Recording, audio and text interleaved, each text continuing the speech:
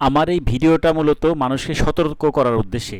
এখন যে ভিডিওটা আপনারা দেখতেছেন এটা হচ্ছে মানিকগঞ্জ শহরের একেবারে প্রাণকেন্দ্রে মানিকগঞ্জের যে কোর্ট মসজিদ, সেই মসজিদ থেকে দেখেন এই লোকটা কিভাবে একদম পাঞ্জাবি পরে সুন্দর সে নিজের জুতাটা রেখে আরেকজনের জুতাটা চুরি করে নিয়ে গেল এবং এইভাবে সে এই গেট দিয়ে ঢুকে আরেক গেট দিয়ে বের হয়ে যায়।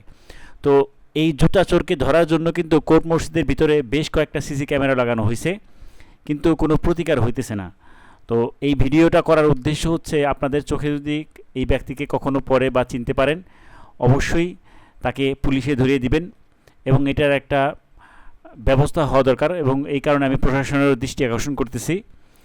জুতা চুরির ব্যাপারটা আসলে খুবই ন্যাক্কারজনক ঘটনা, মসজিদের ভিতরে তাও।